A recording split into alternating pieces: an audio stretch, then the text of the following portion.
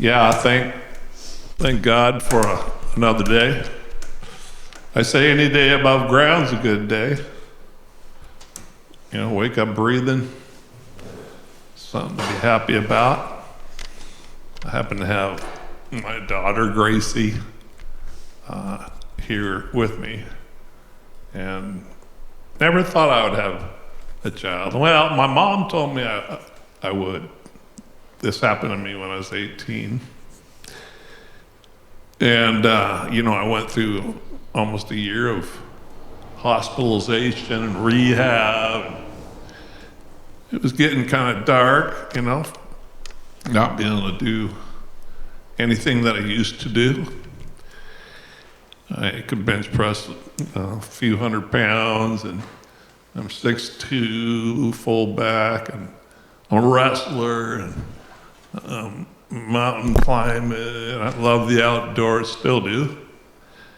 I raced my motorcycle too fast, drove way too fast, and a little accident, that's all it takes. 1 second changed my life. But my mom, she says, hey, you get to sit up in your wheelchair for the first time, because they don't put you in a chair for a while when you're going through all the different motions to get your body and your breath back. Took me a while for my lungs to build up the ability to breathe on my own. And so I got in a push chair up there, Portland rehab area. And she goes, where do you want to go? And I'm like, well, I've been in the hospital a long time. Is there any happy spaces in the hospital? She goes, oh yeah. And I'm like, well, where's that? She goes, how about the baby department where babies are born? And I said, sure, let's go there. So she pushed me up to the glass, and I'm looking through this glass, and there's babies in there.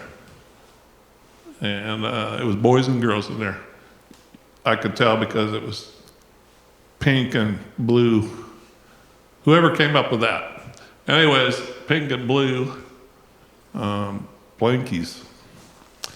So I guess pink is for the guys. Yeah, right, yeah. Not many guys wearing pink today. Now, what's one of my favorite colors? I'm a guy that can proudly wear pink. It's just not everybody wants to address me in my pink shirt. They want me to look like a guy. I do look like a guy. Anyway, so all of a sudden I got these big alligator tears. Not sure what that means. I've never seen an alligator cry. Where did that come from? Anyways, I had these big alligator tears. My mom goes, are you okay? She was my cheerleader. She was my care provider. She was the unconditional love to me. And I lost her in 2008, and have not experienced unconditional love like that. It's pretty amazing. So if you got an unconditional parent love, and you haven't told them how grateful you are for that, today's the day to text whatever you do, call and thank your parent or whoever it is that's always there for you. Maybe you don't have that person. So she goes, what's the matter? And I go, well, I always wanted to grow up and get married and be a dad and provide you with a grandchild. And now I'm not going to be able to do that because I'm paralyzed from my neck down. And she goes, that's not true. How do you know? I feel like that's not true.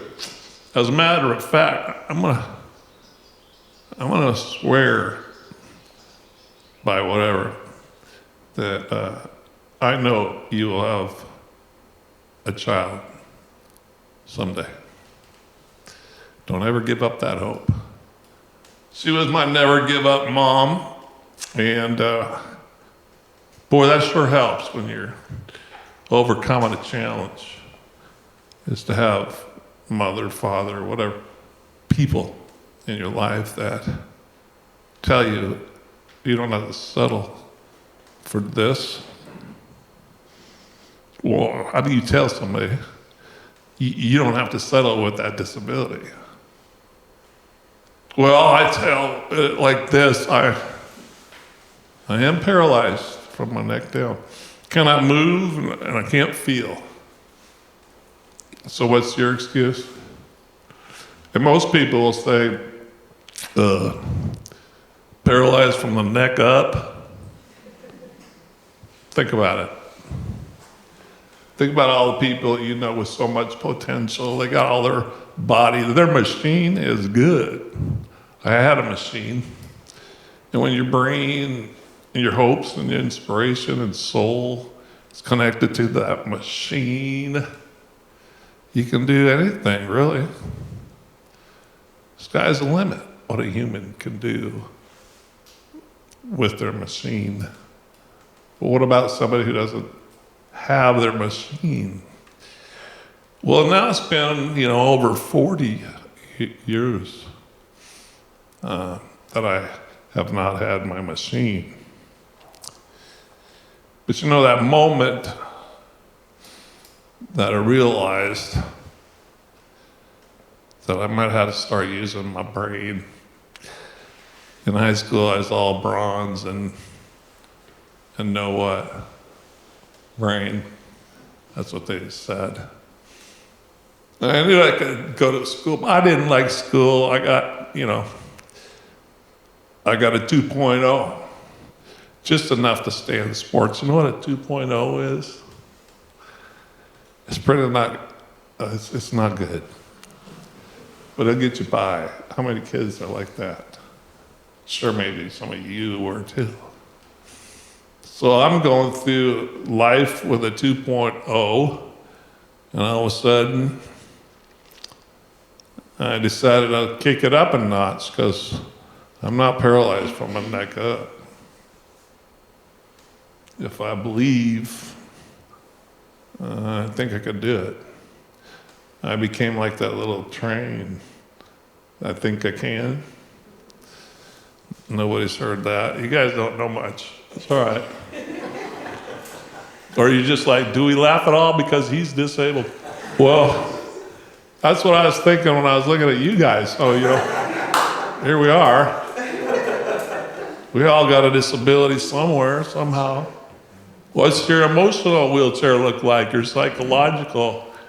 How about your family or your love? How about what? You got to look at me and you got to see mine. And a lot of people will see me and walk completely around me, not make eye contact. Well, I'm not ticked off about it. I just decided that they were uneducated and they needed to hear my story. We all have a story, but if we don't have to tell it because you can't see the disability, it's easier to hide it. Yes. So there I was on the beach that day, spring vacation, my senior year. I went to Central Lynn High School, some school out here in Oregon. I grew up in Brownsville. You ever heard of Brownsville? Not Texas. Now I know a lot of you know Brownsville because, here you are, not very far away.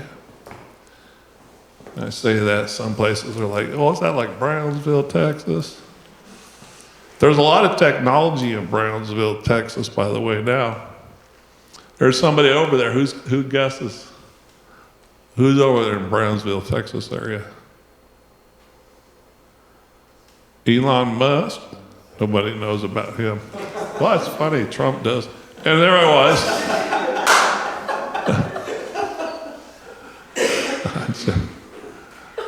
I like technology. Anybody like technology? Look at this technology. Da, da, da, da, da, da, da. Right. Oh, yeah. Yeah. They say I could get a voice activated, but I talk too much. I'm sure my chair would just be taken off all the time. Oh, thanks. I want a manual control. It is a joystick, though, so I'm up there. Spring vacation, my senior year, I decided I want to go down and try some surfing. I had a friend down in Huntington Beach, and so my brother and I went to Huntington Beach, California, March 16th, a long time ago. And when I woke up on the 17th, I was super excited about the sunshine. It was warm. I'm not used to like March being warm. And we got to get out in the warm air, drove down to the pier. Anybody ever been to Huntington Beach? Yeah, there's a pier down there. I think at the end of it, there's a restaurant. So we're like, look at this stuff. This is great. Look at the surfers coming in. I decided to go down there and try to do surfing. That's not that easy to do, by the way. Surfing is not that easy to do. And I didn't even break my neck surfing, so I don't even have this riding a big wave. No, I laid there in the sun with the brother. He's 13 and I'm 17. Day before my 18th birthday, March 18th, I turned 18. So I said to my brother, it's pretty warm out here. I'm gonna go cool myself. And he laid down on his towel, 100 pounds, maybe plus. And I looked out, here comes a shore breaker, great big old wave. That wave had a message that would change my life. So I took a little running start and I dove into the mid like you're supposed to before it crests. But I got into it just a little too late. And it was like a waterfall of millions of gallons of salt water just came crashing down on me and shoved my 6'2" body towards the bottom. And there was a sandbar right there. I pile drove my head into the sandbar and my body came down on top of me, all the force on my neck. Heard this. And then all of a sudden it just went.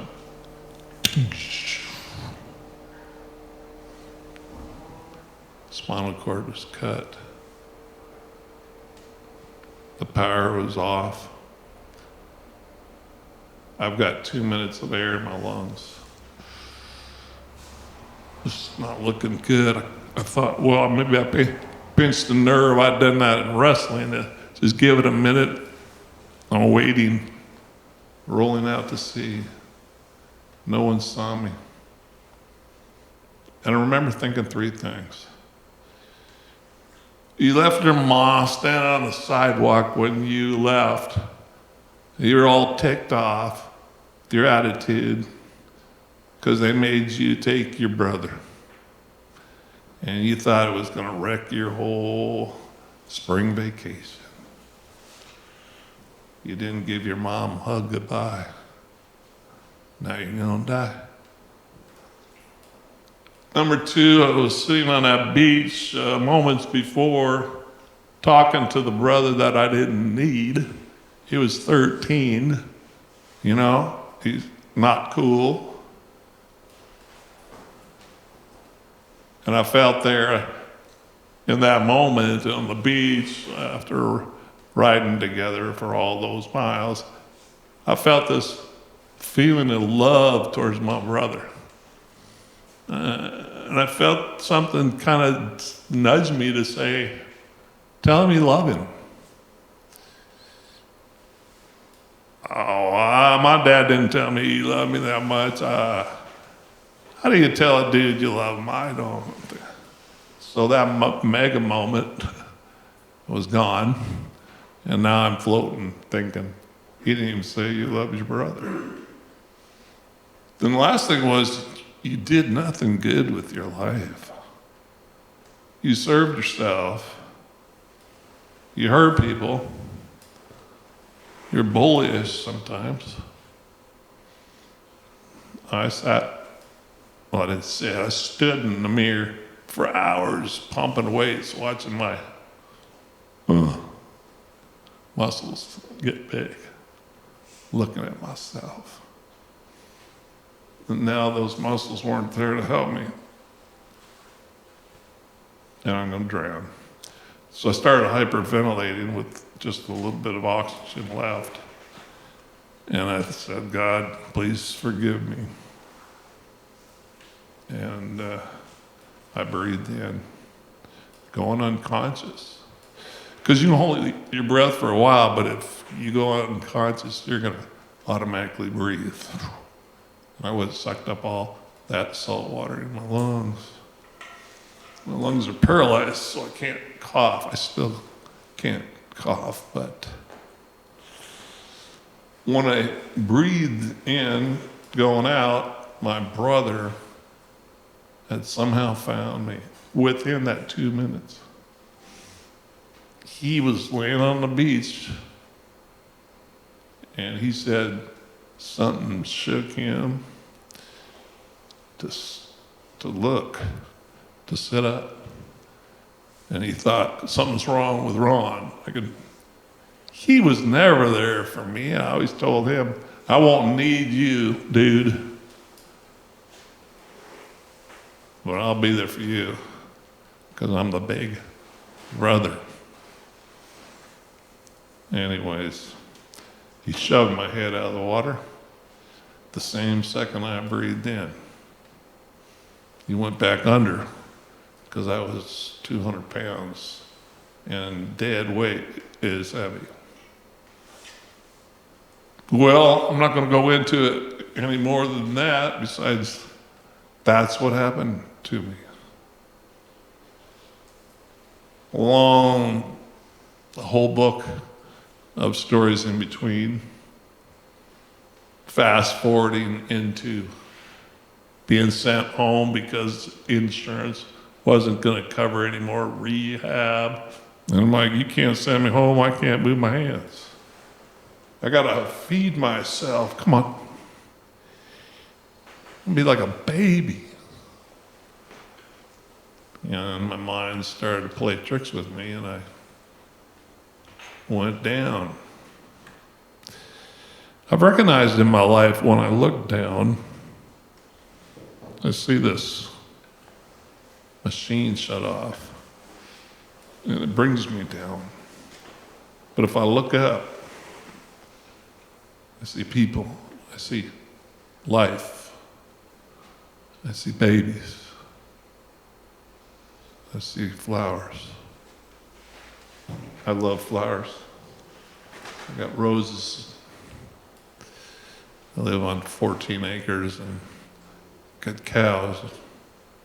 Well, they're not my cows. I rent it to some cow people. That's what I call them when they show up. Hey, the cow people are here. But I do love gardening. And I love to be around animals. Got about 40 chickens. I don't take care of them myself, but I find people, give them a little money to help. And when people come to visit me, I say, check it out, check out what I did over here. I bypass the person I hired, because I tell them, I'm hiring you from the neck down. I need you to be my avatar.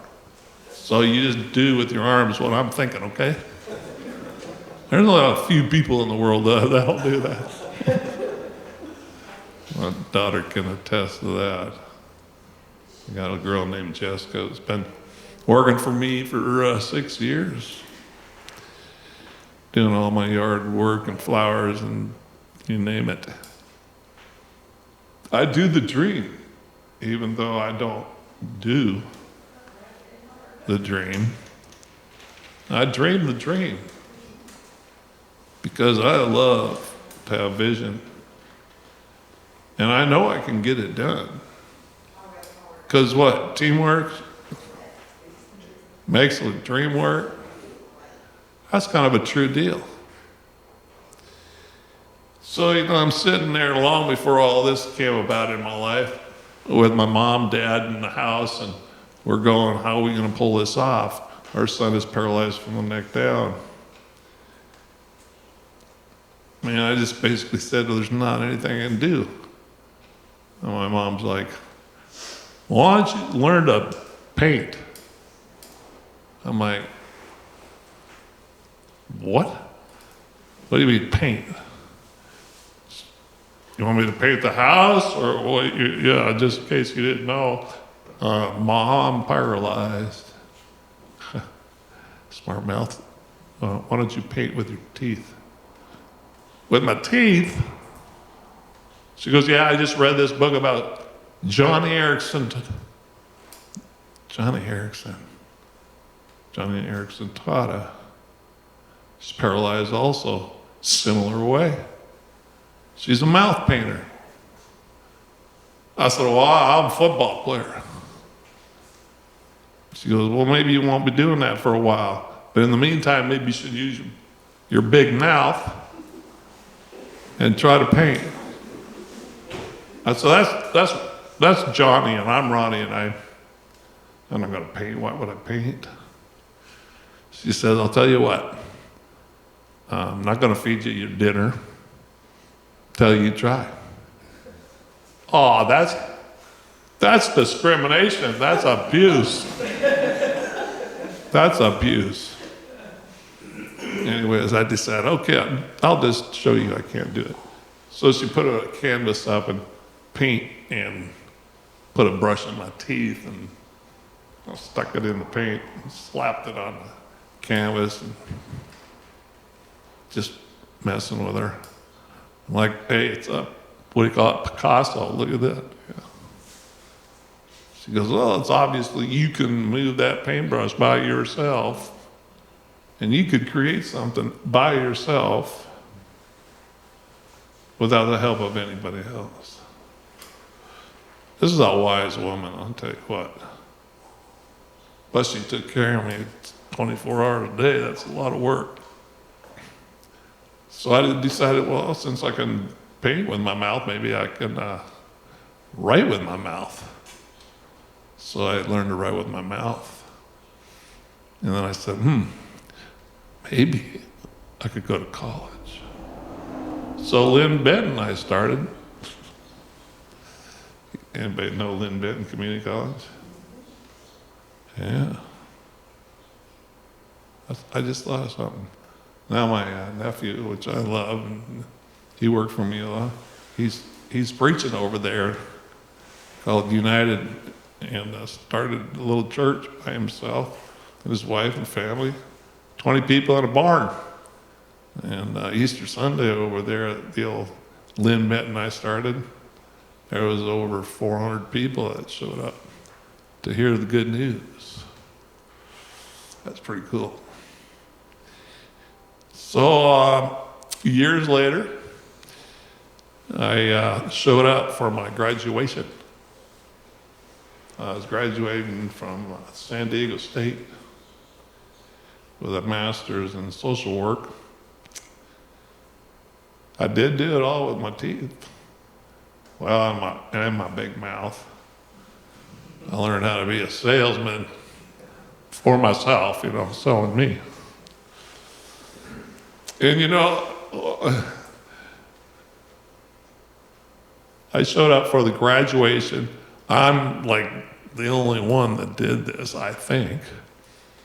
And when I applied to San Diego State, I got a letter back that says, sorry, Mr. Heagy, your scores, blah, blah, blah, weren't good. We can't accept you into the Masters of Social Work. So I wrote him a letter back. I said, I know that you got 30,000 plus students out there, and I know you get a grant for students with disabilities. And I'm just wondering if you met your federal funding quota for disabled people to go to your school. I got a certified letter back. Congratulations, Mr. Heagy. You don't mess with the federal funding quota.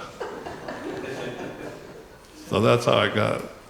Right there, my big mouth got me into it. Then I'm like, how in the world am I going to do this? I'm a 2.0 high school student.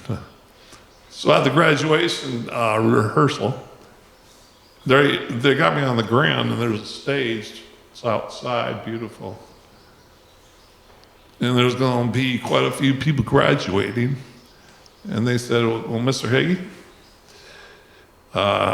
you're the only one. And I said, what do you mean? Well, you're the only one in a wheelchair. I said, cool. I knew that.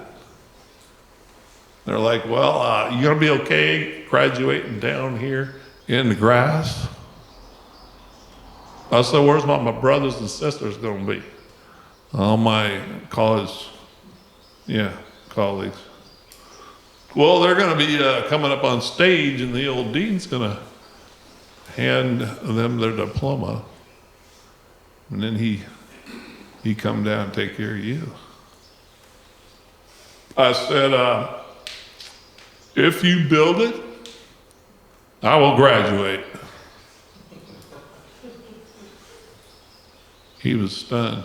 What do you think I'm talking about? Yeah. Say it again. It seems practical, doesn't it? Oof. I got a little hot. I felt a little hot because I'm in the social work. This is not social work here, guys. This is discrimination, segregation, separation. Not sure what those mean, but I learned them in college. So that's how I left it. If you build it, I will graduate. And I went home that night. And you know something? I called the San Diego Union. I said, this might be a kind of a cool story you guys want to write about. I'm like graduating. I'm a quadriplegic. I did it with a stick in my teeth, and maybe you guys come out and do a little story, encourage other people with disabilities to go to college. So he said, yeah, we'll be there. I'll send a reporter. You know what I'm doing, though, don't you? So I rolled around the corner, and I'm just praying, okay, how's this going to work? And here's this biggest, longest ramp you ever did see. Must have cost them a lot of money. Well, going to that college cost me a lot of money, so.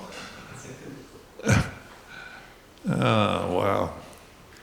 So when they called my name, I can go really fast with this chair, but I just went like super slow.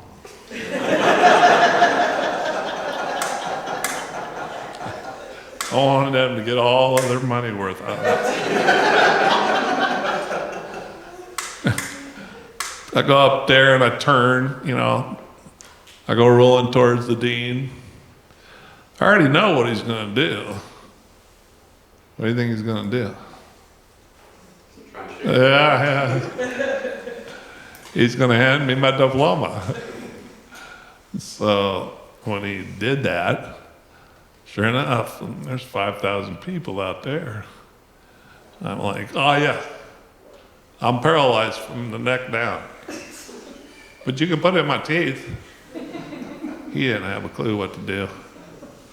People laughed, and he goes, well, you know what?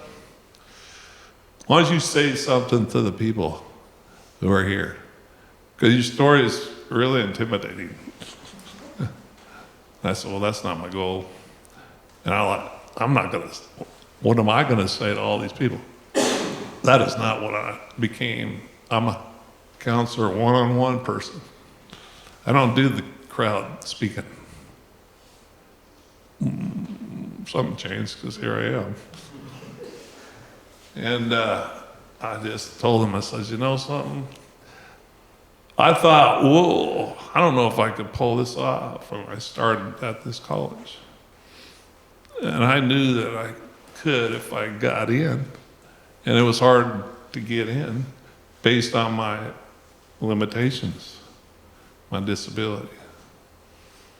And I shouldn't even be picked out among all my brothers and sisters up here to say something, because they all have their own challenges. I had a sister that was molested when she was a kid by her father, and she's graduating. I got another guy that was a drug addict. He's graduating. So why do I get to do this? And I said, life is an attitude. You choose your attitude. And you show me your attitude. If it's a negative one, you're going to go down. I don't care how much you pop a negative attitude about life, you're going to go down. But if you can somehow, through it all, and the help of God, believe that you have a purpose, and you try to get an attitude with that, like positive, there's nothing you can't do. I said, that's all I got to say. And that was it. So got off the stage, rolled on out, and I began my new life in a wheelchair with a master's degree. Couldn't find a job. No one would hire me because of my disability. And then 20 years ago now, I fathered a child. Didn't do anything special. Just the same way as everybody else does it. And yeah, the doctor told me I didn't have any swimmers. She said, well, it's funny. I shouldn't have said that.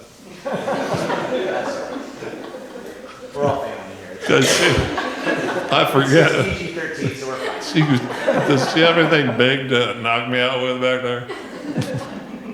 So I want to introduce you to Gracie, if she can come up here, back here.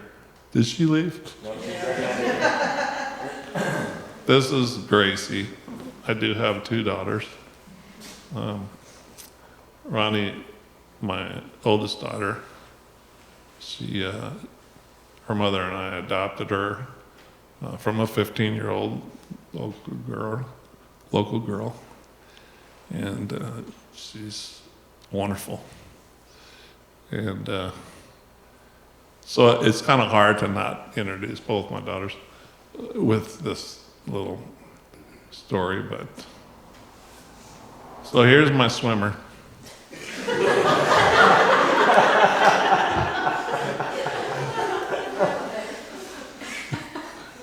Dad's job in Barrett. How does that make you feel? Extra strong. Yeah. There's like a million of them, isn't there? Well, it only took one, right? No, all kidding aside, she's... I can't talk about that for another time, but yeah, I kind of taught her how to stand up, because this chair does funky things. Hold on, Daddy's feet. There you go. Hold on. Yeah, okay. Get up. Hold on, don't let go. Okay. Yeah, right there. Look at you. Yeah, she's helped me quite a bit. Yeah, last thing I want to say is her finger when she was a baby, young girl. She'd sit up here on my table, and we'd eat popcorn. She'd take 3 or 4 and give me a piece of popcorn. And I was looking at her little finger going, man, that looks like a good booger picker. So I'm like, Gracie.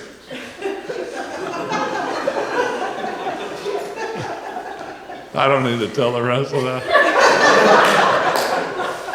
She was happy to dig it out. Wow. Look, Dad. We got one.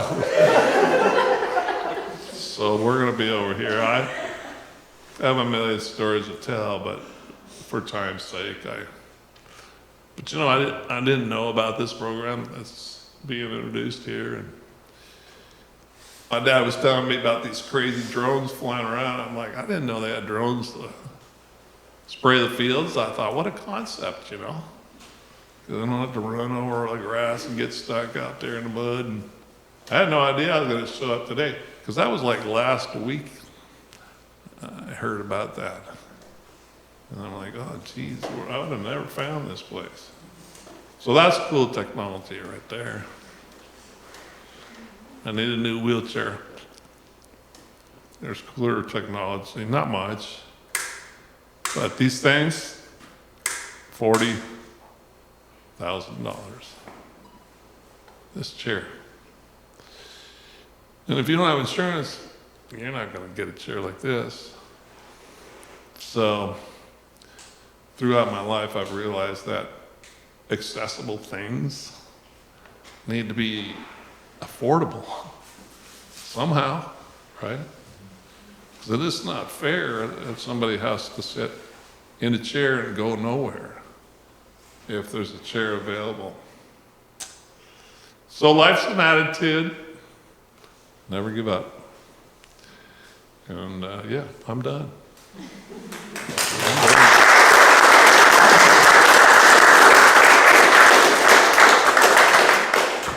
So I'm going to encourage you guys again to go to his website. Did you bring some books to sell too? Okay. Yeah, A few? got that. Okay. There's some examples of There's some of his what I'm telling me. artwork that he's done. There's some really Oil paintings. really cool. What do you call that? Help me out, my media guy. What do you call it when you video and you do a time lapse? Right?